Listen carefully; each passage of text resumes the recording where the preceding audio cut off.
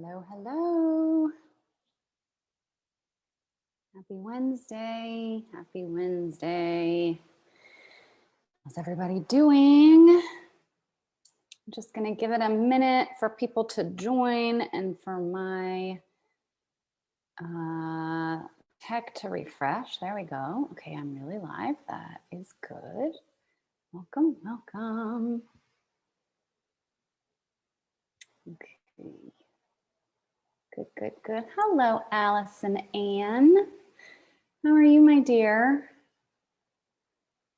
I'm so excited. This is a topic near and dear to my heart, and it's been something that's that I've been, it's been top of mind for me for the last, 6 months or more.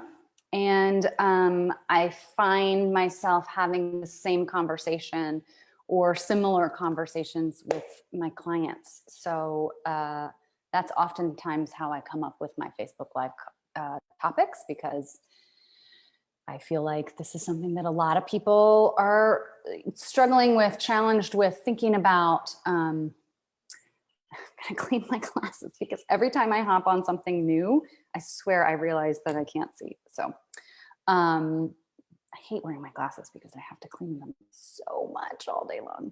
So today, as we're just waiting for people to hop on, today's all about whether to hire an expert or do it yourself. And I think that this is a topic that, just like there are so many other topics like this, where you can make a decision for yourself in the moment and for your business in the moment. And then as your business grows or as you decide to offer something new, it's a decision that it's going to continue to come up. It's just, and if you're smart, you're going to give yourself an opportunity on a regular basis, not like weekly or maybe even not monthly, but maybe quarterly or every 6 months or once a year. You might need to decide, am I in a place where I'm doing some things that I don't need to be doing and that I could be hiring? Or am I in a place where I've hired somebody to do something and now I've kind of got it, right? Sometimes it even can go in reverse. And so I think it's something, my first guidepost for you about whether you're doing something DIY versus hiring an expert is just start to cultivate the skills. I always talk, like, I know I'm a broken record about making decisions as a business owner, but it's one of the most important things you can do is get comfortable and more confident in yourself as a business owner and trusting yourself to make decisions, because this is a decision that's going to come up on a somewhat regular basis. And so what I'm going to talk to you about today is what are the kinds of things that you can be thinking about when you have to make these decisions. And sometimes you need to make, like, I'm just going to say, sometimes you need to do a DIY now and hire an expert later. Sometimes it's some sort of hybrid answer. Sometimes it's the reverse. Sometimes it's, you should never do this. You should always hire an expert, right?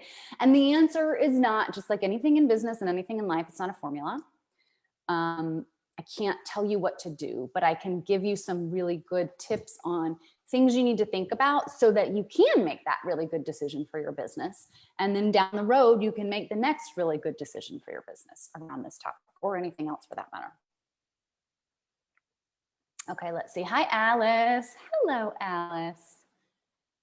Allison. Allison says, you are my expert when I don't know how to do tech. That's hilarious. And I actually have a tech example about me today. So it's really funny. And I think it's a great example of, like, somebody always knows more than you, right? So, like, you can always get some guidance from someone. And I'm sorry, Allison, I'm your tech person, but no, I do. I can be techie, and then I have my limits too. So, okay. So DIY versus hiring an expert. Let me just pull up this. You guys let me know as I'm talking. As always, let me know if something makes sense. Let me know if something doesn't make sense. Let me know if you agree or disagree. Let me know if you have a question, especially as I'm talking, because I have as usual, I have several different directions that this can go. And depending on those of you who are live and how you participate, I might, sort of move it into one direction or the other. So this is where, when you can join me live, you get the benefit of being able to get your specific questions answered, or the types of things that you're thinking about.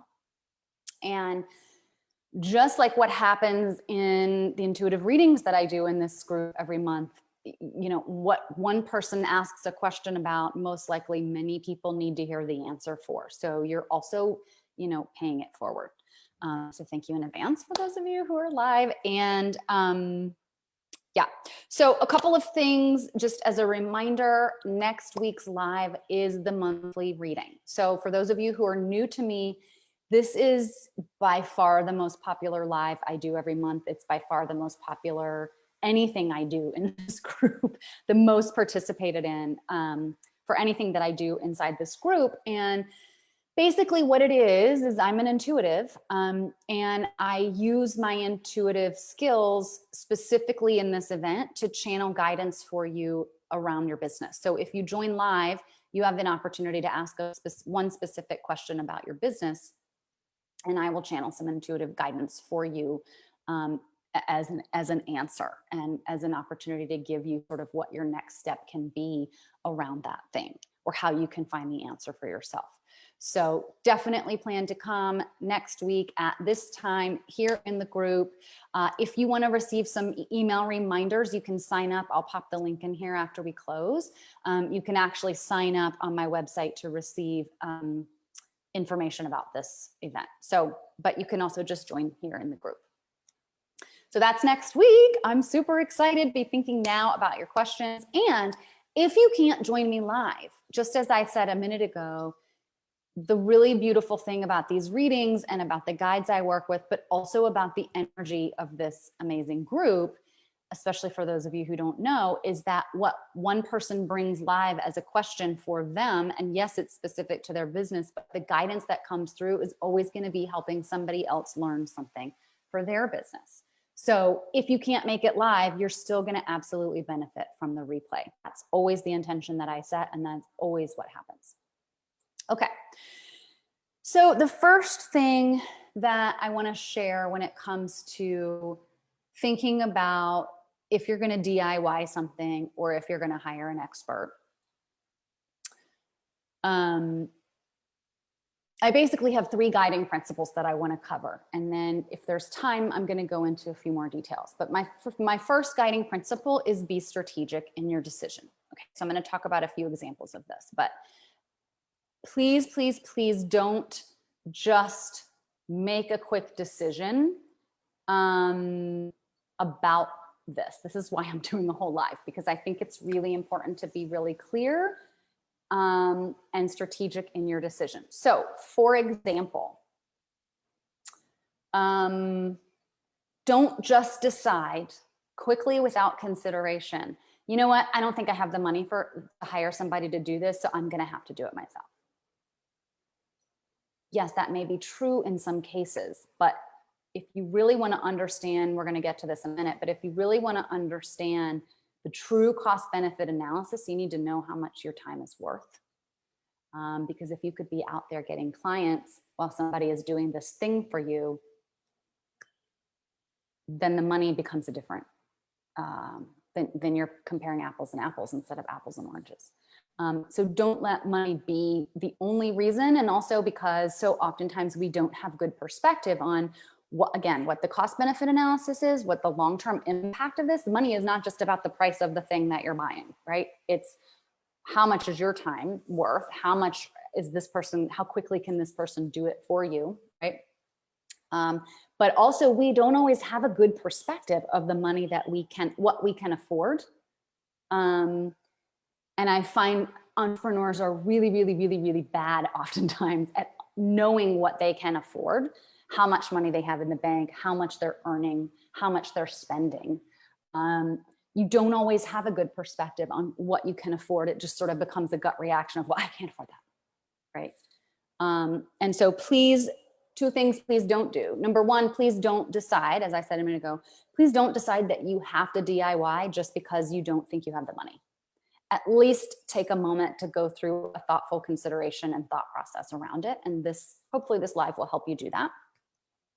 Number two, please don't just quickly decide that you have to hire an expert because you hate a certain part of your business or you're afraid of it.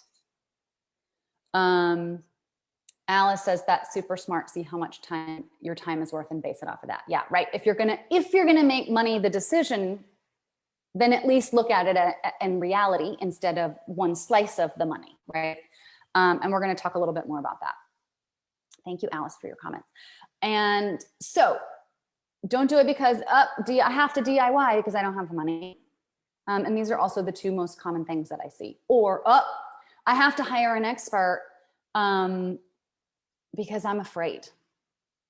So my two favorite examples of being afraid, so oftentimes people will hire, I'm gonna just go with a bookkeeper because I think accounting is a skill that a lot of people don't have. And I highly, highly, highly recommend hiring an accountant. And I also, for most people, recommend having a bookkeeper, but please don't hire a bookkeeper because you don't wanna look at your finances ever. Somebody else will just handle that for me. Then I don't have to deal with it. Then I don't have to think about it. Then I don't have to think about, knowledge is power when it comes to your money with what's coming in and what's going out. And sometimes people decide to hire a bookkeeper because it's their opportunity to sweep something under the rug. So that's not a great way to handle it either. Does that mean that you need to DIY it completely? No, right? But I'm saying be clear, be strategic in your decision, be really clear and go through a thought process and make sure that you know why this is a good idea for your business instead of just quickly saying, oh, I hate that. I'm gonna just hire somebody to do it. Okay, so that's number one. And number two example around this fear is I see a lot of people just quickly outsourcing their social media. I wanna do it. I hate it. I don't wanna market anything. I want somebody else to do it. This is advertising is not my thing. I'm not good at it. I need somebody else to do it for me.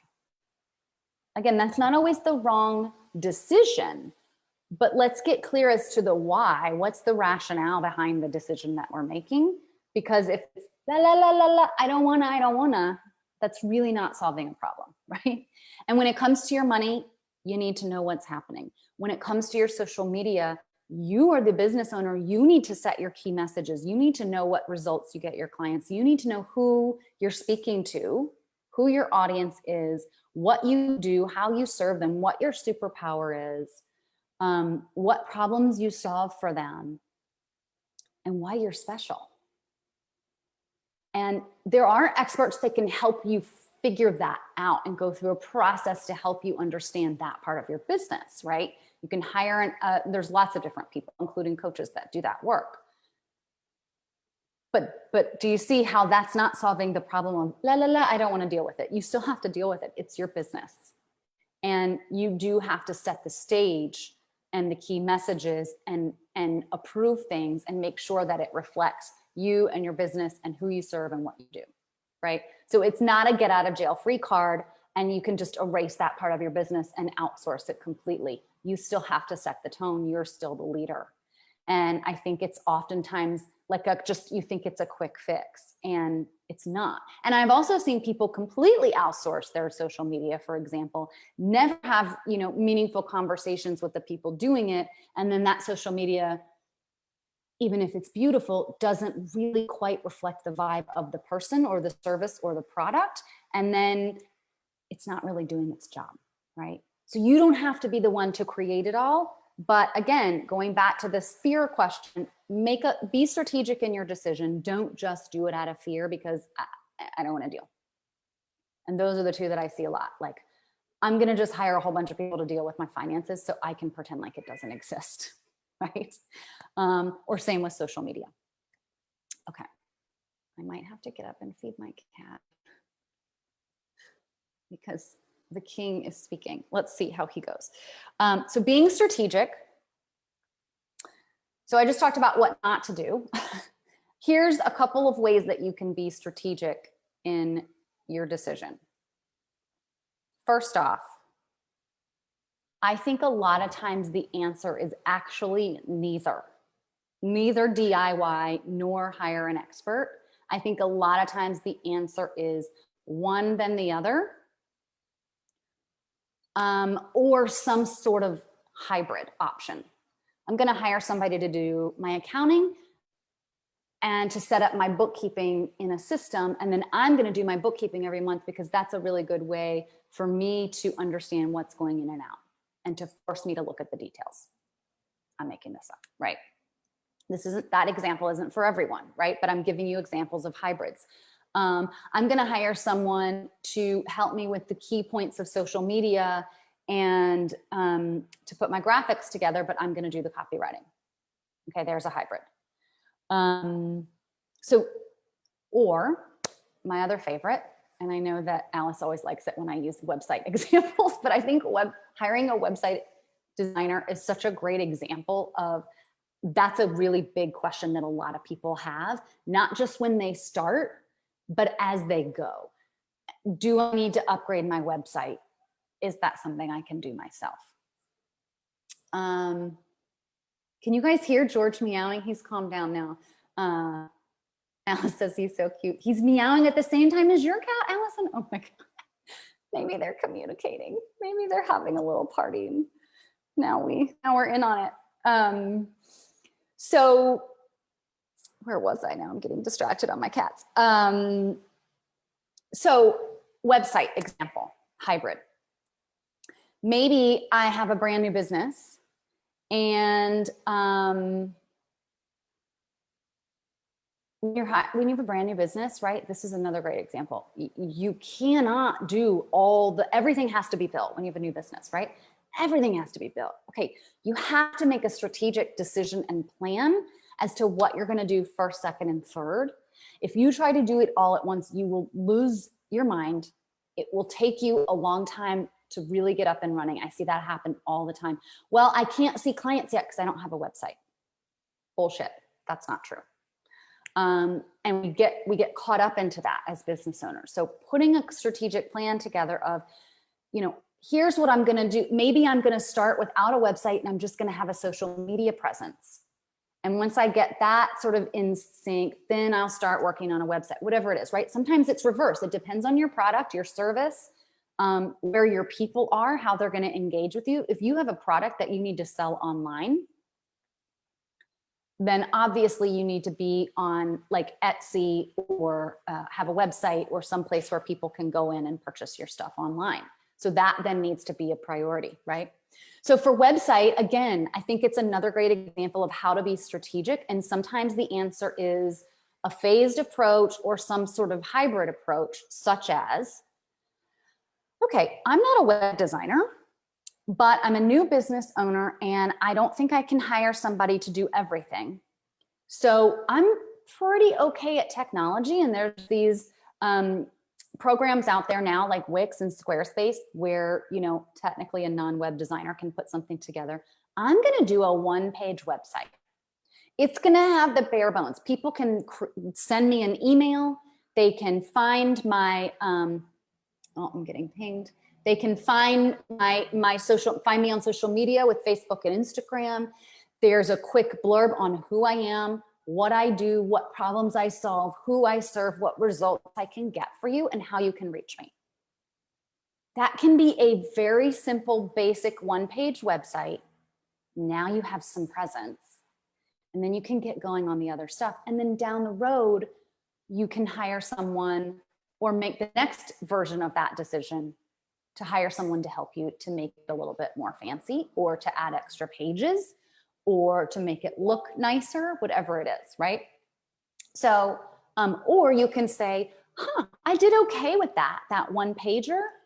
I kind of enjoyed it. Maybe I can add a few more pages now that I've got the time and space and energy to do that. Let me just see if I can take it to the next level, right? So to me, that's either a phased approach or a hybrid, depending on how you go. But you don't always have to do like the fancy customized website right out of the gate, as an example. You don't always have to do all of your financials right out of the gate, as an example. You can hybridize them. Does that making sense? Let me know. I'm going to just hop into these questions. Alice says, I do. I know you love these examples. Allison said, I love that it's Alice and Allison on right now. Allison says, I DIY everything right now since I have the time and I like to learn how to do things. So I am not having to be dependent on someone else. Exactly. Exactly. And you're stealing my thunder, but I'm glad that you're stealing my thunder. Because I think that's a really, for you, Allison, that's a strategic decision that you've made to really understand what's going on in your business. And when you do not have the time, you will be able to know who you need to hire, know what you can do and what you can't do. And you will still know, kind of like, let's use your website as an example, because I know you did your website. You will still know if you have a like, oh, I want to do this thing really quick. You won't be dependent on someone. You can just go in and quickly, right? Alice says, that's why I created DIY support to help DIYers if they just need a few things that they need help with. Exactly. Alice is a web designer, and Alice also does support DIYers for this exact reason. Okay, Courtney says, I DIY. Where are you guys finding these clear hearts? I think I need to upgrade my emojis somehow. I DIY everything too, but I need to get brave enough to explore sharing the load. Absolutely. Absolutely. Okay, these are great comments. We're going to get into all of this. I love it. Okay, so 3 guiding principles. Number 1, be strategic in your decision, right? So don't go running around deciding that you don't want to deal with something, so you have to hire an expert. You still have to deal with it. It's your business. Sorry, not sorry. And then don't decide that you have to DIY it out of money or fear of something else, okay? Think about getting a phased approach or a hybrid option together, right? It doesn't always have to be. We think so many things in life are one or the other, black or white. And I love me a creative approach to part DIY, part expert, or DIY now, then expert later, or reverse. I'm going to hire, this is one of the things I've been thinking about for my online programs, is getting them off of my website and maybe hiring someone to put it into Kajabi or Teachable or one of those online course platforms. I don't know how to move all of that over. I don't really have any interest in setting that up. But then me and my team will be responsible most likely for managing that ongoing. So in that case, if I were to do that, I would start by hiring an expert, and then I would do a little DIY as just for the ongoing piece of it. And then I would need to know, okay, as I create a new program, is that something my team and I now have the skills to do, or do I need to hire an expert every time I have a new program to add? So again, that's another hybrid example and phased approach example. Okay, so be strategic, number 1. And really everything else that I'm going to talk about today still falls under how to be strategic, right? If you're making a quick decision because you're afraid, it's probably not the right decision. So go through a process to check yourself and see what makes sense and create a plan. Create a plan. Okay, so guiding principle number 2, when you're trying to decide if you're going to hire somebody or DIY it, is what am I good at? Know what you're good at. Be really effing honest with yourself about what you're good at. So many business owners, solopreneurs in particular, which is most of the people in this group, solopreneurs are people with a small team. The nature of that business, especially in the beginning, is you're, the janitor and the client-facing, sales-facing person, right? You're all of the above. And I think on the one hand, that's the nature of it. On the other hand, it doesn't have to be. Okay, there's literally things flying off the wall. This is going to be an interesting day. So it doesn't have to be. Oh my gosh, there are things. I'm going to fix this before it flies away. Okay. Linda's art is taking wings. So being really honest about what you're good at, being honest with yourself about what you're good at.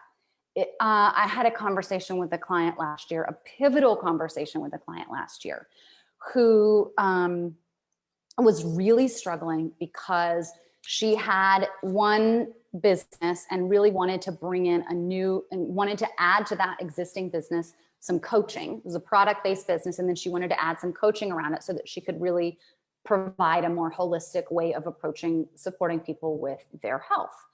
And so she already had this one side of it up and running and great, but the coaching piece, none of that was on her website. None of that was, it was non-existent. And so we put a plan together for her as in terms of how she was going to approach bringing that piece in and getting all the things done, right?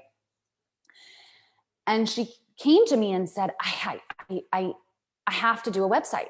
I have to get this website up and running. And when we really sat down and looked at everything and looked at what she had already built, we realized that not only did the website not have to be done first, second, or third, because she just went in and made a few changes to the text that she already had, to just quickly get it out there. There was really no effort involved in that. Not only that, she's terrible, self-proclaimed. I'm not blaming, this is no judgment. She is not a tech person. She's not a tech person. She hates it. It stresses her out. She was trying to take some free online courses to learn how to create a website because she thought that's what she had to do. She thought she had to do it. And what it got really clear on was once we started talking about even the possibility, like she hadn't even made the decision yet, but once we started talking about just the possibility of hiring someone to do her website, the amount of relief that she felt was extraordinary. And then it was, okay, so now we just need to figure out when is a good time to hire someone to create this new version of this website. How much money is it going to cost and how much money do we need to plan for so that we can get this done down the road, like phase 2 of 3, for example. And the amount of relief that she felt because she was trying to force herself into a box that she does not fit into. She's a creative person. And not that website design isn't creative. I actually find it to be incredibly creative, but the tech behind it is not for everyone. And you don't have to be everything for everyone. So for her, in this example, going back to this guiding principle, okay, this is resonating with somebody because my nose is itching again. It was getting really, really clear, what am I good at? That's a really important factor when trying to make this decision. Yes, you can sort of downgrade that question into what can I do, right? Just because you aren't really good at something doesn't mean you can't DIY it, right? But being really clear about your skills and being really clear about what am I good at, but also what am I open to learning, or how long would the learning curve be for me, is a really important factor in thinking this through. When I started my business, I had no website development skills whatsoever, but I had worked on communications teams for years and years and years in corporate. And so I really had a sense of like how certain things needed to look and feel, how to make something seem kind of zen. And I also have been writing and writing and writing for years. And so I'm a pretty decent writer. And I kind of wasn't sure how I wanted my website to look. And so I created it myself and I had a freaking blast. I had no idea what I was doing. I use Squarespace. I find it to be really helpful. A lot of people hate it and really prefer Wix. But for me, it was really important that I DIY'd that myself at the beginning of my business because I wasn't clear at that moment who I served, what I was offering, what I wanted to share about myself on the About Me page. I really had to think all that through as I wrote it and as I designed the pages. And it was a great exercise for me to go through. I loved it. I loved pulling it. I pulled in, those of you who haven't been on my website, all my photos on there are photos that I took in my travels. And so I liked pulling those in, like repurposing those for my business. It was just a labor of love. It was creative. It was fun. It really helped me think through the things I needed to think through to be able to communicate those to my future clients. And then it really helped me later once it was up, I knew a little bit more about how I wanted to speak about myself at that time I was promoting myself as a hypnotherapist, but how I wanted to help people with their mindset, who I wanted to help. I really got clear on that doing that exercise. And back to my example on what am I good at? I had no skill set in design, but I had a sense from just the years of training. I had three things going for me. One, I had a sense, having worked on other communications teams, of looking at things like flyers and web pages that other people on my team had created to know like what was pretty decent and what wasn't. So I had that going for me. I'm a good writer. I had that going for me. And I spent 18 years in corporate consulting to other organizations. I used to do like change management and organization development, which is essentially helping organizations implement big changes. And in that role, I was consulting to companies all over the place, and I changed jobs all the time. Excuse me. And so what did I do for 18 years? Pretty much once a year, I had some new technology system I had to learn that I had no idea how to learn. So no, I didn't know anything about web design, but I'm really comfortable looking at some new software system or new technology to me and going, I can probably figure this out. Right? Or to know what I can and can't figure out. I kind of know my limits when it comes to new technology. So I knew that I could go in there and DIY it, right? So knowing this guiding principle is about knowing what you're good at. I knew that I had some things in my bucket, even though there was still for sure a learning curve. For sure there was a learning curve. But that was worth it to me to DIY it in that moment, right? Had I not had the tech skills, I would have probably needed to hire an expert to do the tech piece while I did that whole exercise that I talked about of thinking through like who I serve and what images I want and that type of thing, right? And Alice will be the first one to tell you that if just because you work with a web designer doesn't mean you can just like throw them your mess and like they'll go make it like magical. Yes, they will, but you have to know who you are. You have to like make some decisions about what you're wanting to serve, who you're wanting to serve, what's important for your customers to know. And Alice, you're really good at like helping people through that. But you know, Alice can't work in a vacuum. You have to still be the voice of the company, right? And so you still have to do some of those things yourself. It's not an example of, yep, cool, I don't have to deal with it. Somebody else will just figure out what my business is for me. Right? Like that's not how it works. Okay, so be strategic in your decision. I'm gonna catch up on these comments. And then number 2 is know what you're good at. And I'm gonna talk about number 3. Let me know, guys, if this is making sense. Oh, the clear hearts are on Samsung. No wonder I don't have them. Okay, fine. There's my limit on technology. Okay. Number 3, know what stresses you out. Know what stresses you out. Just because you're good at something, or just because you can do it, doesn't mean you should. I'll give you a great example. And Amy, if you're live, you will appreciate this one. I went down a detail rabbit hole last week in the behind the scenes stuff of my business. For many reasons. Here's me in details. I can do them. But it's not my nature. I'm actually more of a creative thinker, big picture thinker first. Most people either start big picture and then go to details, or they think through the details and that helps them create the big picture. There's no right or wrong, but everybody does it a little bit differently.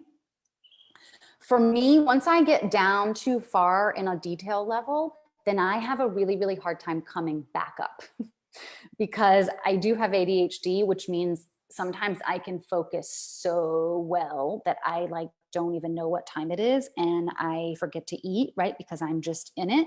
And then I go down a rabbit hole and then I don't realize that I was going to actually work on promoting my business or, you know, reach out to someone to see if we could collaborate, right? Like the thing that I have to be doing, I got pulled into a detail and went, wait a minute, why am I doing this? I have a team who can help me, right?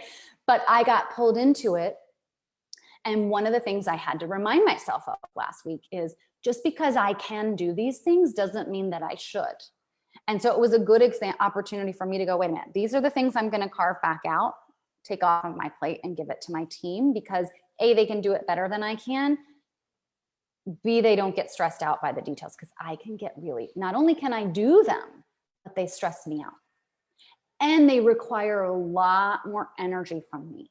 And so if I shift my focus during the day to too many details, it wears me out, and it makes it harder for me to then come back into my creative space, into my ability to do a Facebook Live, for example, where I'm thinking through how I want to communicate these messages to you guys. And so what stresses me out is details. So what have I hired out? I've hired out a lot of details. My VA handles a lot of details for me. Hi, Amy, if you're here. Because they stress me out. Yeah, I can do them. But when I do, it's not the best use of my time and energy, because it sucks my energy out. Whatever stresses you out is a pull on your energy. And, you know, they say time is money, but like certain tasks are all like, I think it's time and money, but also energy, because energy is also time and money, right? If something's pulling your energy and it's wearing you out, then you no longer have the time and space to focus on things that you need the time for, so that you can generate the money, right? And this isn't about, everything in your business doesn't have to be a revenue generating task, but we're gonna, again, back to strategic principle number one, or guiding principle number one, we're gonna be strategic in our decisions. So when I think about something that stresses me out and pulls all my, energy, how much money is that costing me? Because I'm not running out and getting clients instead, right? I could be going out and getting clients instead, or working on something like, what I'm going to share with you guys in the live, so that I can be giving you value. That's actually a better use of my time and my energy, because it feeds me. This I love. This doesn't drain my energy. This feeds me. I get like so much energy out of doing these lives with you guys, preparing for them and delivering them. Right? Exactly the opposite of me going down a rabbit hole of details. So what stresses you out is always a very important factor to put into the hopper when you're deciding whether you're going to hire an expert or DIY something. Okay, let me just check these comments. It's hard for me to wrap my head around what it looks like for someone else to help. Yeah. Yep. And I think too, Courtney, like, let me go back to this point about being strategic, because I think so oftentimes people who aren't, and it's not people who aren't strategic. We can all make good decisions and not the best decisions, right? When we are not making a strategic decision, oftentimes we're allowing a quick fix or fear of some sort to take over. So we talked earlier about, like, I have this perception that I don't have the money to afford that. But did I go and look into my financials and see like where I might be able to decrease some expenses, and where I have new clients coming in, and actually maybe in a month and a half I can afford it? Because I didn't look, because I just went, I can't afford it, because I'm just in the habit of deciding I can't afford something, right?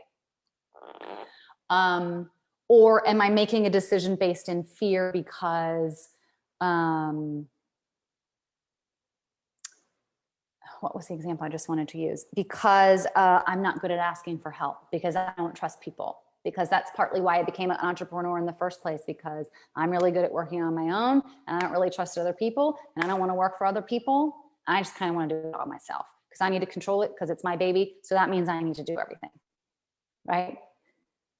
So sometimes what we have to do is work through some of that stuff so that we can even make the strategic decision. Right? So noticing when you are hitting those mindset issues, or hopping into a limiting belief of, well, either if I hire someone, it's going to be too expensive. Well, but what's the cost benefit analysis of you doing it yourself, right? Or, well, if I hire someone, they're probably not going to do it as good. Even if I'm not the expert, how can I trust them that they can do it for me in a way that represents me and my business? or I'm not good at asking for help. So how do I know I can trust someone else? Or I'm a control freak. Even though I don't know what I'm doing and I'm not a web designer, I'm a control freak. So I'm just going to effing figure it out myself. Right?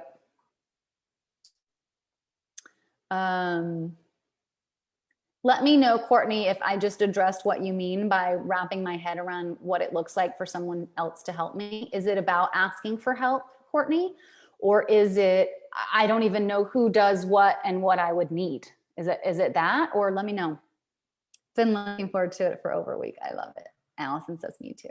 Yeah, let me know, Courtney, if that addresses it. And if you guys have any questions, those of you who are live, say hello, let me know how this is resonating, what questions you have. I've got a couple different ways this can go. But I'd love to answer questions before I keep going.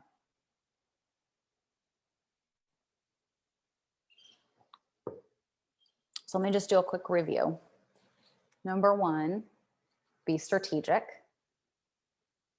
Make some decisions based on what are you good at? That's number two. What stresses me out? That's number three. What limiting beliefs want me to hire an expert and what limiting beliefs want me to DIY it? And let's just check that. Let's run a reality check around that.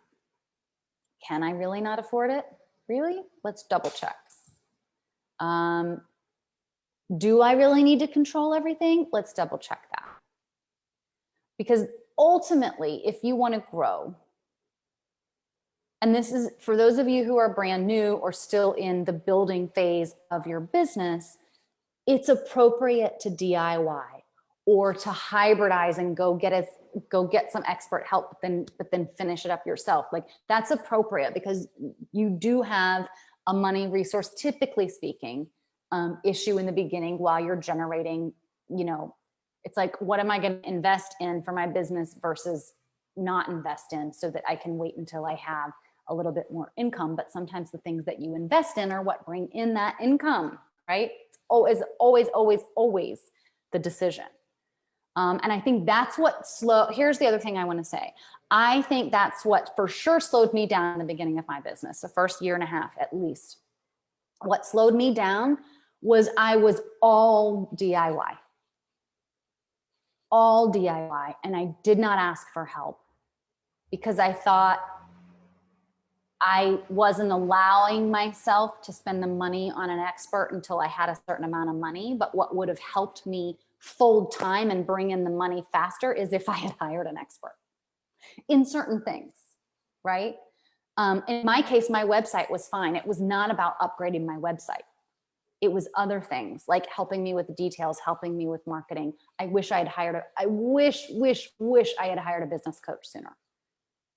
I did it all by myself. I have a new client who just started working with me yesterday, and she said one of the biggest challenges that she has in her role is feeling like it's all on her shoulders, feeling like she has to do it by herself. And that's a very different energy than I've started a business and I'm going to do this on my own. Like, absolutely, all of you are doing it on your own. I'm doing it on my own. I've done it on my own. But that's different. Being an entrepreneur or a solopreneur is different. That can be empowering. That's different than I have to do it all myself and I don't have the support I need. That's totally different, right? That's a huge thing I had to work through in my business when I first started. If I had hired a business coach sooner, I would have made money to pay the business coach and then to keep going, right? I would have grown faster. I would have grown at the pace that I wanted to have grown. And it's not about being wrong, but I did err on the side of like 99% DIY the first year and a half of my business. And it slowed me down. It slowed me down.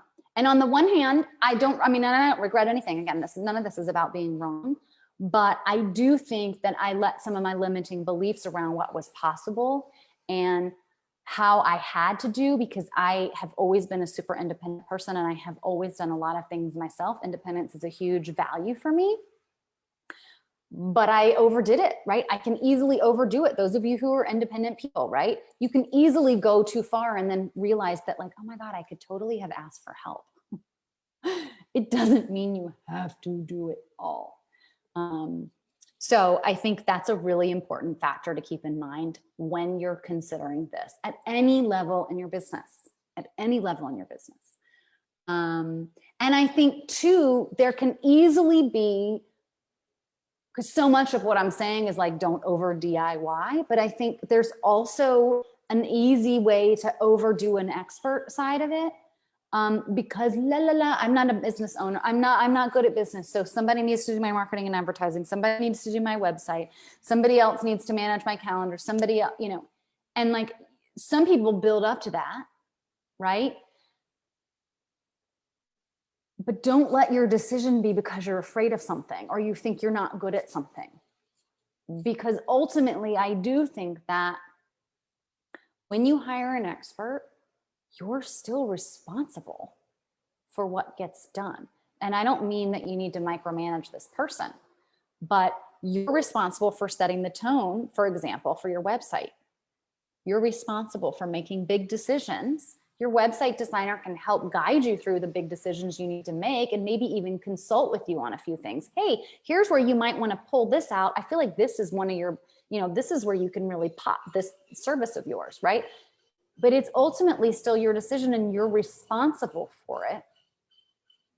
And you're responsible for understanding what goes into the website. You're not responsible for understanding the code in the background, right? But you are responsible for some of the big key pieces. And so I think Allison made a really good point. And I did this as well in my business. I wanted to understand the parts of business that I didn't understand or that I wasn't good at or that I didn't have experience in when I started. And that's what Allison was saying is I want to DIY it so that I really know and I'm educated in the different aspects of my business. And then when I do hire someone to take it on, I know what the role is. I know what it entails. I know like I used to do my graphics myself and now Amy does them for me. And I know what that is. And I know if I need to make a quick edit, I can just run into, if I change my mind and it's like midnight, I'm like, oh, I wanted to do this one thing. I forgot to tell Amy. I can go in at random midnight time when it's, you know, not appropriate to call her and wake her up, nor is it an emergency. I can just go into Canva because I know how to use it and I know how it works and go, boop, boop, boop. That's right. And then I made a change and it's fine because I already know how that works, right? But then I hired Amy to do my graphics and they're 400 times better than I used to do them. You guys can go look at my Instagram feed or any of my posts and you can scroll and you will be able to see where I hired Amy because you will see the graphics that I have now and the graphics that I used to have, right? Were the graphics that I used to have fine? Absolutely. Like I have no shame in them. I loved them. They were great, but she has taken my graphics up to another level. And so that's been the benefit for me of hiring somebody to help me with my graphics is not only do I don't have to do them, but she can do it faster and 10 times better than me. That was the right decision for me. That was absolutely the right decision for me because I was getting bogged down, spending too much of my time on my social media. But I'm still involved. I'm still setting the tone. I'm still writing most of my copy. I'm still deciding what the key messages are and what I'm promoting each week, right? But to Allison's point, I learned how to do some of that so that when I did hire it out, I knew what was going on and I wasn't so 100% dependent on someone else that I'm then stuck if something happens to them or our relationship deteriorates or, you know, whatever. I still have an ability to not micromanage, but if need be, put my hand in something because it's my business and I can go take care of it. And that's not to say that you need to be able to do all of those things, right? Like this doesn't mean that you also need to learn all the code for web design, as an example. Okay, let me know if this is making sense. And if you have any questions, I've got a few more minutes here. And then I'm going to check my notes and see if there's anything else that I wanted to share. Courtney, just kind of like, okay, I need help with social media, but not having any clue what it looks like. I just assume that I'll be doing it anyway with someone else. Yeah, I mean, I think too, sometimes, and this is one of the things I don't think I got to. Did I talk about? I don't think I talked about this. One of the things that I think is a really good thing to add to your, like, I'm going to make a strategic decision and these are all the things I'm going to factor into my decision. One is hop on a call with an expert or two or three. Ask them. I did this before I hired my VA. I hopped on a call with someone who was sort of a cross between a social media manager and a VA because I wasn't really sure what I needed. And I asked her, what do you do? How do you do these types of things? How do you structure this with your clients? And I asked her all kinds of information about her job, and that really helped me understand what I needed, but also what was out there and what kinds of things people could help me with. And so it even, like, there were some things that she had skills in, and I was like, wow, I might need her in like a year when I do this other thing that I have an idea for. I didn't even think yet about, like, there being somebody who's an expert in that. Awesome. I can hire somebody like her down the road. You know, so it helped me even, it helped me even know, like, what are all the things for your example, Courtney, for social media, like, what are all the things that go into putting a proper social media strategy together? And what are some things that I could do to make my process more efficient, with or without a VA, or more strategic or more effective, right? So there were some things that I got from her just in understanding that. And then it was after that conversation, about another week of thinking, that I was clear then and was able to write a job description for what it was that I wanted in a VA. And so I think, Courtney, in your example, I need help with social media, but I also don't know what that looks like. And I assume I'll be doing it with someone else. Like, one of the options you have, Courtney, is to just start having discovery conversations with people to say, how do you help your clients with social media? Like, and some of them do everything. Some of them partner with you. Some of them have multiple like levels of support. Like, I do it all, you do most of it, and then something in between, right? To just even understand what types of models are out there, because every social media manager is different, and every person who works on any aspect of social media, like, some people just do the graphics. Everybody who works on even an aspect of social media kind of has their own expertise and way of doing things that might help open your mind to, okay, that I like that idea. That is something I don't want to do. So I could hire somebody to do that. But then this piece I still really like, or to your point, Courtney, I kind of feel like I'm still going to be involved anyway. So it helps you determine the roles and responsibilities of what is going to make the most sense for you. The other thing an expert can help you do, and this is what people do, like, this is why we all have discovery calls, right? The other thing an expert can help you do is to make a plan. Hey, I might need to hire somebody to do my social media, but I don't know if I'm ready yet. How much do you charge? And maybe even get some support depending on the person. Either that conversation, or you can ask directly, might help you understand, okay, I think my plan is going to be a phased approach. I'm going to start with this. Then I'm going to hire somebody to do the graphics. And then later, once I get a little bit more ready, then I'm going to take it up a notch and hire a copywriter to really help me take it up, to the next level. I'm making this up, but right, you can probably get a expert to help you plan that out. And then, Courtney, I'm seeing your comment came right in at the same time. And then it's up to you to hire them or not, but now you've already seen them in their role as an expert, and you may absolutely hire them down the road. I'm not saying call an expert with the purpose of not hiring anyone and just getting a whole bunch of free shit. But that is what everybody does.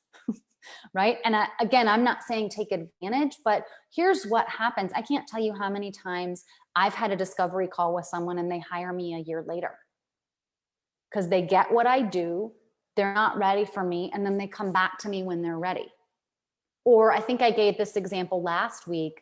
My current business coach, I met with her the first time, like maybe 9 or 10 months before I actually started working with her. So I ended up having 2 discovery calls with her. So my first answer to her was a no, but I kind of knew I was supposed to be working with her at some point. It just wasn't the right time. So then I had another discovery call with her down the road. And then it was like, okay, now is the time. And she's absolutely the right business coach for me. But that wasn't wrong to have a conversation with her when I wasn't sure if I was ready, right? So I think that person who you're reaching out to can absolutely, and you can also reach out to them and say, I don't know if I'm ready yet. Can you help me? And if they can help you make that decision or help you put a plan together, then you're probably more likely to come back to them when you are ready to hire someone because they helped you in the process, right? Because I think so oftentimes, every time we reach out to someone who's an expert, it's their job to consult with us around, I mean, sometimes when people have a discovery call with me, sometimes my job is to coach them on how to make the decision. It's not about me at all in that moment. It's about helping them make the right decision for them. And I think in many cases, all of our discovery calls are that. If you offer some sort of service in particular. Courtney, though, you probably could have a call with someone to help them choose a piece of jewelry that makes sense for them, that serves a specific purpose, or if you're doing custom, right? You're coaching them, consulting with them, and helping them make the right decision. And so I think getting some information from an expert will help you plan it. And then you've also just interviewed said expert that you may decide to hire down the road or now, or maybe that person's going to change your mind and you're like, yep, you're amazing. You can do it all for me. I'm so tired of doing this myself. Here you go. Let's work together and I'll, be involved in the piece that I need to be involved in. Does that help, Courtney? Let me know, my dear. Let me know. But that's also about being strategic, right? What even does an expert in this field do? That's part of understanding. Like if somebody calls me and they've never had a business coach, part of that conversation is them learning what are the kinds of things that, at least for me, that I do that I help clients with. What is it like to have a business coach? And then, oh, you know what? I don't actually think I need a business coach right now. I need a somebody else kind of coach, right? Or I need something else. Okay, fine. But then I helped them make that decision. They know what I do if they decide they need a business coach down the road. Thank you, Stacy. Hi, my friend. I haven't seen you in a while. It's lovely to see you. So let me know if that makes sense. Courtney, let me know, you guys, if you have any other questions before I wrap. So I think just quickly in summary, there's 3 big things that we talked about today. One is being really strategic in your decision, right? Not basing your decision out of fear because you think you can't do something, or because you think you don't want to deal with it, so you hire someone, or you think you don't have the money, so you have to DIY it. Courtney says, yes, just overwhelming. Totally. And I think that's why anything that we do, Courtney, in business is, I know I'm a broken record, but it so often just comes down to getting comfortable making decisions and knowing that once you make a decision, when you need to change that decision down the road or adjust, that you can do that, so that you don't get so overwhelmed with the whole totality of it all. So number 1, make your decision from a strategic place. Factor in things like the other 2 things that we talked about, in addition to all my other side notes, which is, what are you good at? And what are, like, even if you're not good at the thing or you don't have the skill at the thing, right? Are you like me, where you're used to trying out new technology? So learning some new technology is usually not a really, really, really long, really stressful learning curve. Or it's at least worth, for me, it's at least worth checking out to see if I can do it. And then number 3, what stresses you out? So oftentimes, if you're not good at something and it stresses you out, or at least one of those is true, that can be a point in the bucket for maybe I need to hire an expert or do some sort of phased approach or a hybrid approach. I hope this was helpful. If you catch the replay, please let me know what other questions you have. I have like a whole nother page of notes on other points and things to consider that I could have included today. So I may come back. I feel like I say this all the time, but I may come back with a part 2 on this topic. So let me know if you have questions, and I will either come back in and answer them, or I will try to stick them into the next live. And just a reminder, I am doing the monthly reading next week. So I'm going live here every Wednesday at this time, same channel here in the group every Wednesday. And next week's topic is our monthly intuitive reading. So definitely come live if you can. If you can't, know that the replay also includes you. So come back in the replay and catch whatever nuggets are intended for you. If you're coming live, please be thinking about a specific question for your business, that whatever is challenging you right now. What guidance do you want to receive around one specific topic or question in your business? The guidance that comes through, so often my guides are basically spiritual coaches as well. So I don't often come through with a, let me tell you 1 + 1 = 2 formulaic approach to solving this problem, but you will absolutely get some really, really clear guidance on either validating where you are, giving you the next step, helping you understand what growth opportunity you have around this topic so that you can move forward in the way that's best for you. The guidance that comes through is always super magical. And I love to see how like each reading kind of takes a life of its own and a theme of its own, and the weaving of the messages and the questions that people ask all kind of beautifully flow together. So it's my favorite thing to do. It's probably the coolest thing I offer. And so please come next week if you can. And if you can't, go ahead and set aside the time to watch the replay. And finally, if you are looking for a business coach, I do have some space available in my one-on-one coaching starting next month. So if you're interested, I'll pop the link in here. You can just hop on a free call with me. No pressure. I always like to just start off with understanding what's going on in your business, and then I'll let you know if I think that I can help you, and if we seem to be a good fit, then we can proceed. And if not, then no harm, no foul. Most people walk away, kind of like what we were talking about, Courtney, earlier. Most people walk away from discovery calls with some new nugget or 2 or 3 of information of things that they can do in their business. So it's usually, whether you hire me or not, you're probably going to walk away with something that will help you get results in your business. So feel free to hop on a call with me. I have no concerns about any of that. And thank you for joining me. I hope that you will consider all these things when you're thinking about whether to DIY or whether to hire an expert. It's a tough decision. You always just have to trust yourself to make the right decision for you. And also know that you can make a hybrid decision. You can make a phased approach, and you can always do one and then another option later. I hope this is helpful. Happy Wednesday. Thanks for joining me, everybody. Talk soon.